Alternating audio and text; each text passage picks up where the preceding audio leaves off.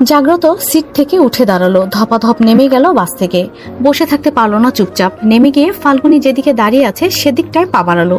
কিছু দূর যাওয়ার পর তার মনে হলো কেন এলো সে, আর ওখানে গিয়েই বা কি করবে, অযথা উঠেই বা কেন এলো। ভাবলো আবার ফিরে যাবে সে, কিন্তু আচমকাই ফাল্গুনির চোখে চোখ পড়ে গেল। ফাল্গুনিকে চেয়ে থাকতে দেখে সোহাগও তাকিয়েছে জাগ্রতর দিকে।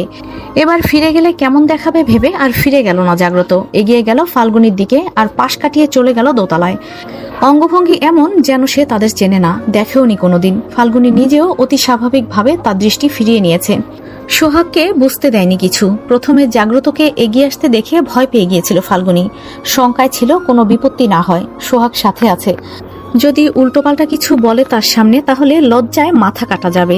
এদিকে সোহাগের বকবকানির কোনো থামাথামি নেই, মাথাটাও দপদপ করছে ব্যথায়। একসাথে এত মানসিক চাপ আর নেওয়া যাচ্ছে না।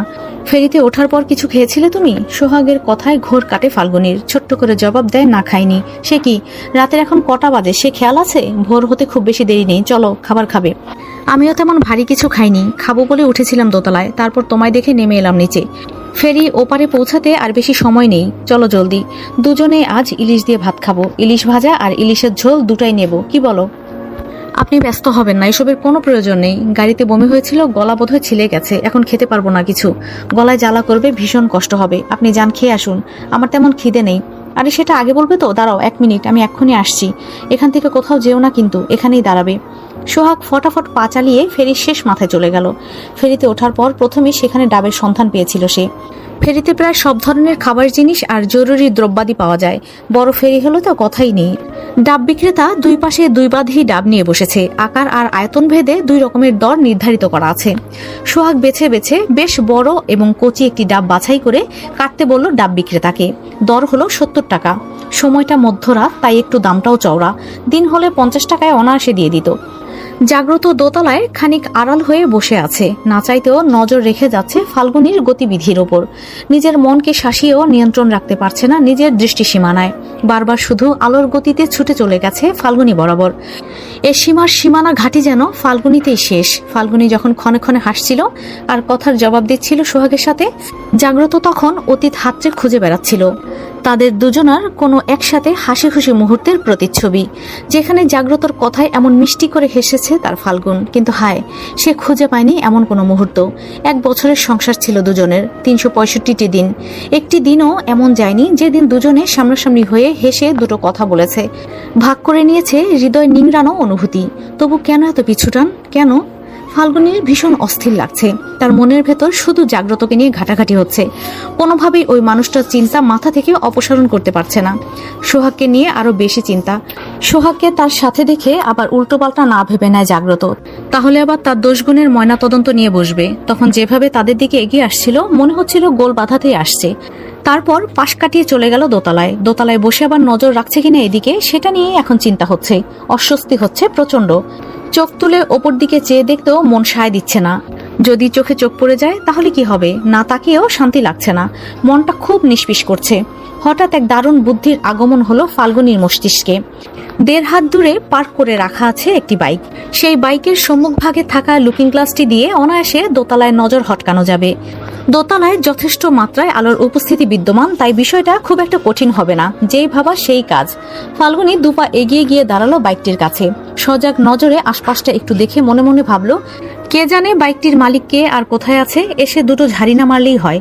বাইকের লুকিং গ্লাসটি ঘুরানোর উদ্দেশ্যে হাত বাড়াতেই আচমকা উপস্থিত হলো সোহাগ। ফাল্গুনির দিকে ডাব এগিয়ে দিয়ে বলল, ঝটপট এটা শেষ করতে। এটা খেলে গলাও জ্বলবে না আর পেটও ভরবে। আকস্মাৎ সোহাগের উপস্থিতিতে ভরকে গেছে ফাল্গুনি, যেন চুরি করতে গিয়ে হাতে নাতে ধরা পড়েছে সে। মুখে রেডিমেড হাসি ঝুলিয়ে দ্রুত ডাব নিয়ে নিল সোহাগের হাত থেকে। ভদ্রতা সূচক সোহাগকে জিজ্ঞাসা করতে ভুলে গেল, ডাব একটা কেন? তার নিজের জন্য কেন আনেনি? সোহাগের দিকে খেয়াল না রেখেই ডাবে থাকা সরু পাইপটি মুখে নিয়ে নিল তৎক্ষণাৎ।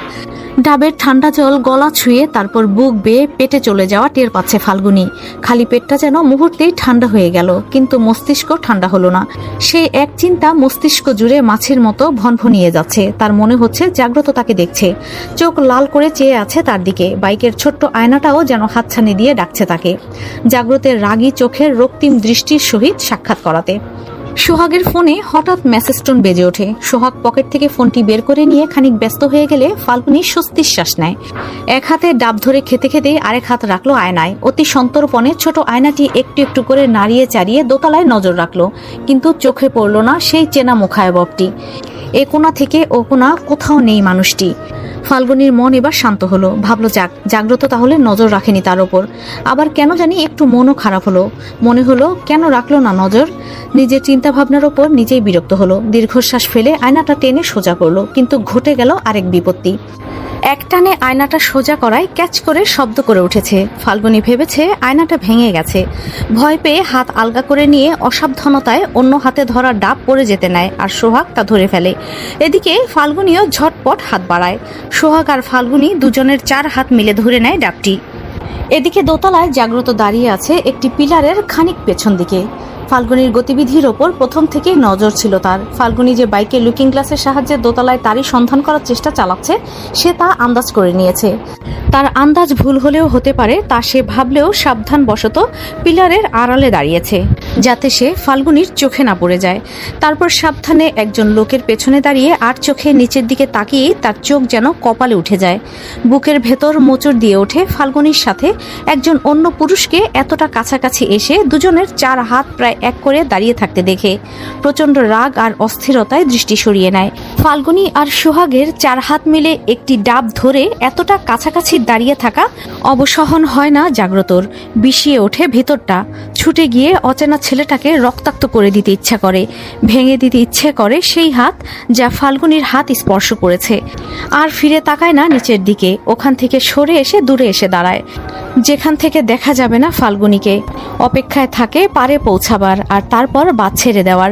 অপেক্ষায় পথ চেয়ে রয় অপলক। ফাল্গুনি সোহাগের হাতে ডাব ছেড়ে দিয়ে তৎক্ষণাৎ হাত সরিয়ে নেয়। খানিক অপ্রস্তুত হয়ে ডাব ছেড়ে দিয়ে বলে ওঠে, আমি আর খেতে পারছি না, ডাবটা অনেক বড়, আমার পেট ভরে গেছে। আর একটু খাও, তোমায় তো দুর্বল মনে হচ্ছে। ডাবটা তো ঠিক মতো ধরেও রাখতে পারছো না, তোমার কি শরীর খারাপ লাগছে? না না, তেমন কিছু না, হাত ফসকে গিয়েছিল একটু। আপনি একটু বেশি বলছেন। আচ্ছা ঠিক আছে, তাহলে বাকিটুকু আমি খেয়ে নিচ্ছি। তুমি তো আর নিজ থেকে আমায় খেতে বলবে না, তোমার ভাগেরটাই না হয় খেয়ে নিলাম। ফাল্গুনির মনে পড়ে সে তো একা একাই এতক্ষণ খেয়ে যাচ্ছিল। সোহাগকে তো একবারও জিজ্ঞাসা করেনি সে নিজের জন্য কেন আনেনি। নিজের বেখেয়ালি আচরণে বড্ড খেদ হয়। দুঃখ প্রকাশ করে বলে ওঠে, সরি, আপনাকে জিজ্ঞাসা করব খেয়াল ছিল না। আপনি একটা ডাব কেন এনেছেন? নিজের জন্য আনেননি যে? আপনিও তো কিছু খাননি বললেন। আমিও আছি এক, আপনাকে জিজ্ঞেস না করে একা একাই খেতে শুরু করে দিয়েছি। থাক থাক, আর মুখ ভারী করতে হবে না, আমি এটাই খেয়ে নিচ্ছি। আমার এটোটা খাবেন কেন? আরেকটা নিয়ে আসুন না। এটো কিভাবে হলো? তুমি কি ডাবের ভিতর ঢুকে খেয়েছো নাকি? আর তুমি তো বলো খাবার নষ্ট করা নাকি মোটেও উচিত নয়, তাহলে কি এটা ফেলে দেবো? আচ্ছা তাহলে দিন, আমি বাকিটা খেয়ে নিচ্ছি, আপনি আরেকটা নিয়ে আসুন। ফাল্গুনি, তুমি না বললে বাসে তোমার বমি হয়েছে? এখন আবার জোর করে বেশি খেলে বাসে উঠে আবারও বমি হবে, আর ফেলে দেওয়াও ঠিক হবে না। তার থেকে বরং আমিই খেয়ে নিচ্ছি। আচ্ছা ঠিক আছে, তাহলে পাইপটা ফেলে দিন, ওটা তো এটো, উঁচু করে খেয়ে নিন। ফাল্গুনি কথা শেষ করে সামনের দিকে ঘুরে দাঁড়িয়ে রইল অন্যমনস্ক হয়ে। সোহাগ ফাল্গুনির খাওয়া পাইপ দিয়েই অনায়াসে বাকি জলটুকু খেয়ে নিল। ফাল্গুনির সে খেয়াল নেই, সে মজে আছে অন্য চিন্তায়। ফেরি তো প্রায় পারে চলে এলো। এবার তো আবার সেই বাঘের সাথে বাঘের গুহায় ঢুকে হরিণের মতো বসে থাকতে হবে। না জানি কখন হামলা করে বসে। ফাল্গুনি মনে মনে পণ করে নিল বাসে উঠে আর ঘুমন্ত বাঘকে কোনোভাবে জাগতে দেবে না। যতই বাঘ গর্জে উঠুক সে একেবারে নিশ্চুপ হয়ে বসে রবে। তারপর আবার ভাবে, এখন তো এত ভয় হচ্ছে জাগ্রতকে নিয়ে, তাই তার সাথে কথা না বাড়ানোর চিন্তা আসছে মাথায়। বাসে ওঠার পর মাথায় রাগ না চাপলেই হলো, নয়তো রাগের বশে যেচে পড়ে বাঘের থাবার শিকার হতে হবে। কপাল ভালো এখন আশেপাশে নেই, নয়তো সোহাগের সাথে এমন অনাকাঙ্ক্ষিত ঘটনা দেখে নিলে না জানি কত খুঁচিয়ে খুঁচিয়ে কথা শোনাতো আর দোষ ধরতো। কিন্তু ফাল্গুনি জানতেও পারল না বাঘ তো আরো আগে থেকেই ক্ষেপে আছে। তার তো খোঁচা লেগেছে সোজা বুকের ভেতর, ক্ষত হয়েছে গভীর। এবার বাঘ কি করবে কে জানে। ফেরি পৌঁছে গেছে তার গন্তব্যে। বাস, প্রাইভেট কার বা অন্যান্য যানবাহনের সকল যাত্রীরা যারা পুরো ফেরির এদিক সেদিক ছড়িয়ে ছিটিয়ে ছিল, সবাই যার যা নিজের সিটে গিয়ে বসতে শুরু করে দিয়েছে। ফেরির কর্মচারীরা গাড়িগুলো বের হবার জন্য রাস্তা করে দিলে সারি সারি সব গাড়িগুলো নামতে শুরু করবে। ফাল্গুনি এবং সোহাগদের বাস একদম শেষ সারিতে, তাই তাদের বাস সবার শেষে বের হবে। ফাল্গুনি এবং জাগ্রত নীরবে বসে আছে তাদের সিটে। বাসে ওঠার পর দুজনের মধ্যে কথা তো দূর, দৃষ্টিও বিনিময় হয়নি। দুজন দুদিকে ফিরে বসে আছে। তবে জাগ্রত এবার জানালার পাশে বসেনি, সে আগে থেকেই সামনের সিটে এসে বসেছিল। ফাল্গুনী বাসে উঠলে সে দাঁড়িয়ে গিয়ে ফাল্গুনীকে ভেতরে বসার সুযোগ করে দিয়েছে, তবুও মুখে কোনো কথা বলেনি। ফাল্গুনীও নিশ্চিন্তে আছে জাগ্রতকে নিশ্চুপ দেখে। হঠাৎ তড়িঘড়ি করে সোহাগ এসে দাঁড়ালো ফাল্গুনীর জানালার কাছে। সোহাগকে এমন সময় দেখতে পেয়ে ফাল্গুনী ভীষণ চমকে ওঠে। জাগ্রত অতিমাত্রায় আশ্চর্য হয় সোহাগকে এভাবে শেষ মুহূর্তে এখানে দেখে। বুঝতে পারে এ ছেলে সহজে পিছু ছাড়বে না। সোহাগ হুড়মুড় করে বলে ওঠে, ফাল্গুনী, ঝটপট ব্যাগ নিয়ে নেমে পড়ো তো। আমার 2 সিট সামনে, 1 সিট খালি আছে। আমার পাশের সিটে বসা আঙ্কেলকে বলে কয়ে ওখানে পাঠিয়ে দেব। তুমি বাকি পথ আমার সাথে করে যেতে পারবে। জলদি করো, গাড়িগুলো বেরিয়ে যেতে শুরু করবে এখন। আরে আপনি পাগল হয়েছেন সোহাগ, বাস ছেড়ে দেবে এখন। আপনি নিজের বাসে গিয়ে বসুন, যান, নয়তো বাস মিস করবেন। আর টিকিট ছাড়া এভাবে হুট করে অন্য বাসে যাওয়া যায় নাকি? তোমাকে এসব ভাবতে কে বলেছে? তুমি শুধু চলে এসো, বাকিটা আমার দায়িত্ব। তুমি এই রাতে অচেনা একজন বাইরের পরপুরুষের সাথে বসে জার্নি করছো। আমার সেটা একটুও ভালো লাগছে না ফাল্গুনী। আমার সাথে থাকলে তোমার সেফটি নিয়ে অন্তত নিশ্চিন্ত হব। সোহাগ তার শেষ কথাটা ধীর আওয়াজে বললেও জাগ্রতর তা শুনতে অসুবিধা হয়নি। অচেনা বাইরের পুরুষ, কথাটা বেশ গায়ে লাগলো জাগ্রতর। হাত মুষ্টিবদ্ধ হয়ে গেল স্বয়ংক্রিয়ভাবে। অঙ্গের প্রতিটি শিরায় শিরায় আঘাত হানলো এই 3টি শব্দ।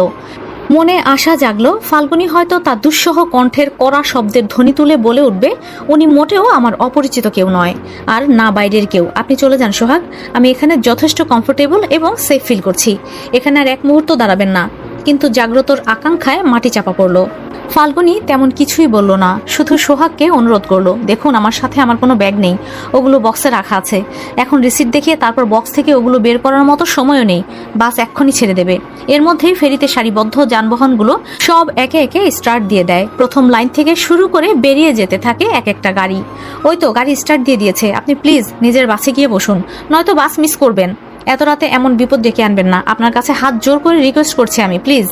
সোহাগ মন খারাপ করে দৌড়ে চলে যায় নিজের বাসে। বড্ড সম্মানে লেগেছে তার। মনে মনে পণ করলো ফিরে যাওয়ার পর কোনো কথা বলবে না ফাল্গুনীর সাথে। মেয়েটা চাইলেই চলে আসতে পারতো, কিন্তু ইচ্ছে করে এলো না। তারপর ভাবলো পাশে বসা লোকটা কি ফাল্গুনীর চেনা কেউ? হাবভাবে তেমনই মনে হচ্ছিল। তখন ফাল্গুনীর সাথে কথা বলার সময় কেমন করে এগিয়ে আসছিল তাদের দিকে। দৃষ্টি স্বাভাবিক ছিল না, কিছু একটা ছিল যেন সেই দৃষ্টিতে। এদিকে ফাল্গুনী ভেতর থেকে বড্ড ভয়ে আড়ষ্ট হয়ে আছে।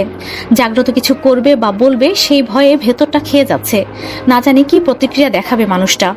ভেতরের বিচ্ছিন্ন অবস্থা বাহ্যিক আচরণে স্পষ্ট রূপ না দেওয়ার অসীম প্রয়াস করে যাচ্ছে। তাই জানালার দিকে সম্পূর্ণ ফিরে বসে আছে আর ভাবছে হাজারো ভাবনা।